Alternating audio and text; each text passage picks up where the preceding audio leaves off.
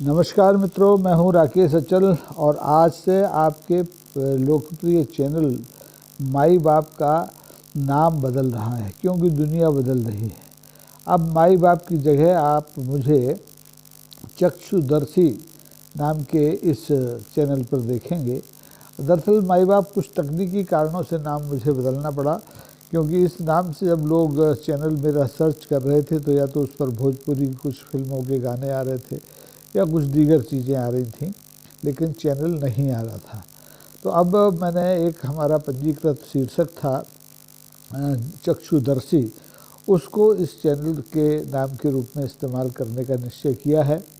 और चक्षुदर्शी का मतलब आप समझते हैं हिंदी में, चक्षुदर्शी आँखों देखी बातें आपको सुनाने वाला, बताने वाला। अंग्रेजी में आई विटनेस कहते हैं। तो मुझे उम्मीद है कि आपको ये नाम और हमारा काम दोनों पसंद आएंगे और आप आने वाले दिनों में हमारे इस चैनल के छोटे से प्रयास के वीडियोस को लाइक करेंगे, शेयर करेंगे, सब्सक्राइब करेंगे। तो चलिए, ये तो हुई तब्दीली की बात। अब बात करते हैं संसद की।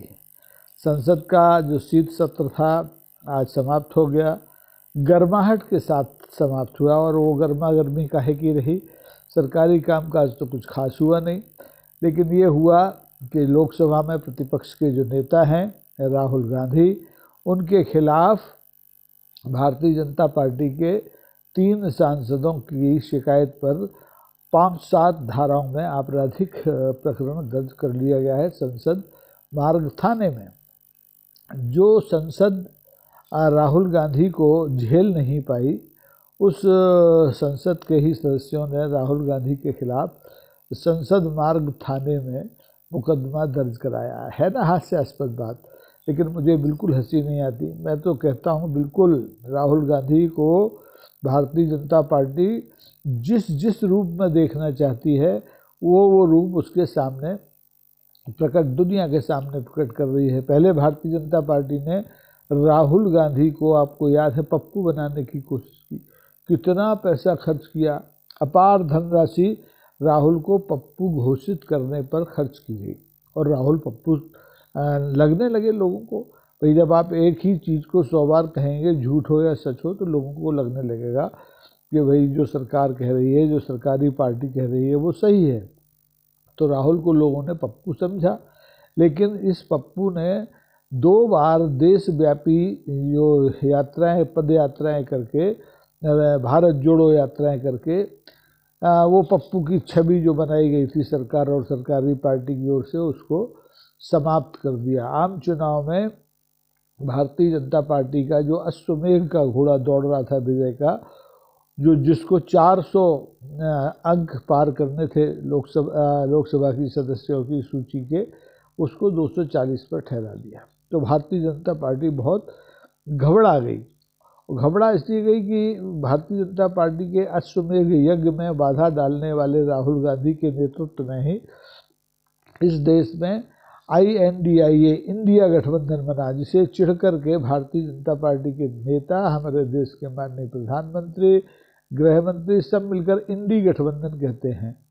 और आज स्थिति ये है कि सबको लग रहा है कि इंडी गठबंधन टूट के कगार पर है, और इसी का फ़ायदा लेते हुए भारतीय जनता पार्टी ने संसद के शीत सत्र के एक दिन पहले संसद का जो मकर द्वार है उस पर प्रदर्शन कर रहे कांग्रेस के जो तमाम सारे सांसद हैं, उनको लीड कर रहे थे लोकसभा में प्रतिपक्ष के नेता, इधर राहुल गांधी, उधर राज्यसभा में प्रतिपक्ष के नेता माननीय मल्लिकार्जुन खड़गे। इन दोनों पर आरोप लगाया कि इन लोगों ने गुंडागर्दी की, इन लोगों ने भारतीय जनता पार्टी के सांसदों से धक्का मुक्की की, और इससे भारतीय जनता पार्टी के 2-3 सांसद घायल हो गए। 2 तो अस्पताल पहुंच गए, एक सारंगी साहब, एक यादव साहब। और मज़े की बात ये कि जो प्रधानमंत्री देश के एक बड़े राज्य पूर्वोत्तर के मणिपुर में हो रहे 1.5 साल से खून खराबे के बाद किसी एक घायल को फ़ोन नहीं करते, किसी एक मृतक के परिवार को फ़ोन नहीं करते। उन्होंने अपने पार्टी के जो सांसद हैं सारंगी साहब, उनको अस्पताल में मोबाइल किया, और मोबाइल भी कैसा, कैमरे लगे हैं और मोबाइल का जो ऑडियो है वो ऑन है, इस पर साफ साफ सुनाई दे रहा है मोदी जी का और सारंगी साहब का संवाद। ऐसे लग रहा है जैसे सारंगी साहब किसी आतंकवादी हमले में से निकल करके जान बचा करके अस्पताल पहुंचे हैं। उनके सिर में चोट लगी है, कहते हैं पहले एक छोटी पट्टी लगी थी, फिर कहा दो टाँके आए हैं और फिर पता नहीं क्या क्या, अब तो बड़ी पट्टी दिखाई दे रही है। और सारंगी साहब भी बड़े टूटे मन से कह रहे हैं हाँ साहब देखेंगे, कृपया है आपने फ़ोन किया वगैरह वगैरह। तो ये जो नाटक है ये नाटक सिर्फ इसलिए हुआ है इस देश में कि राहुल गांधी को गुंडा साबित किया जा सके। और हम तो कहते हैं कि राहुल गुंडा है, नेता है ही नहीं। राहुल गांधी को केवल धक्के मुक्के नहीं मारने चाहिए, सांसदों को धक्के मारने से क्या होगा, सरकार को धक्के मारे, बैसाखी पे टिकी हुई सरकार गिराए, तब तो कोई बात है। नहीं तो लोकतंत्र में गुंडागर्दी तो बहुत सामान्य चीज़ है। आधे से ज़्यादा सांसदों के खिलाफ हत्या, बलात्कार, अपहरण, भ्रष्टाचार, यानी काहे के मामले दर्ज हैं, लेकिन उनको चुनाव लड़ने दिया जाता है, वो संसद में बैठते हैं। और एक राहुल गांधी हैं जो बेचारे पढ़ लिख करके देश दुनिया में प्रतिपक्ष की एक छवि बना करके उभरते हैं, तो उन्हें भारतीय जनता पार्टी और भारतीय जनता पार्टी की सरकार गुंडा बनाने पर आमादा हो जाती है। इस मामले में आप देखें कि भारतीय जनता पार्टी की सरकार ने पिछले 10 साल 6 महीने में एक अजीब सी यात्रा तय की है जो लोकतंत्र के लिए बहुत शर्मनाक है। पहले आपने देखा कि जब संसद के सत्र चलते थे तो दिल्ली में संसद के बाहर एक मुकाम था, इंडिया गेट था, जंतर मंतर था, जहां देश भर के लोग अपनी मांगों को लेकर के प्रदर्शन करते थे, धरने देते थे और संसद का ध्यान आकर्षित करने की कोशिश करते थे। तो अब पहले तो जंतर मंतर, इंडिया गेट तो गए ही, फिर जंतर मंतर पर भी धरने प्रदर्शन पर रोक लगाई। और कल जब मकर द्वार पर ये जो धक्का तथाकथित धक्का मुक्की हुई, गुंडागर्दी हुई, इसके बाद अब संसद के किसी भी दरवाजे पर प्रदर्शन करने से रोक लगा दी गई। अब संसद के भीतर तो जनता प्रदर्शन करने जाती नहीं है, संसद सदस्य प्रदर्शन करने जाते हैं। अब उनको भी ये अधिकार नहीं रहा, यानी कि आप खरामा उस तानाशाही की ओर कदम बढ़ा रहे हैं जिसकी चर्चा पूरी दुनिया में होती है।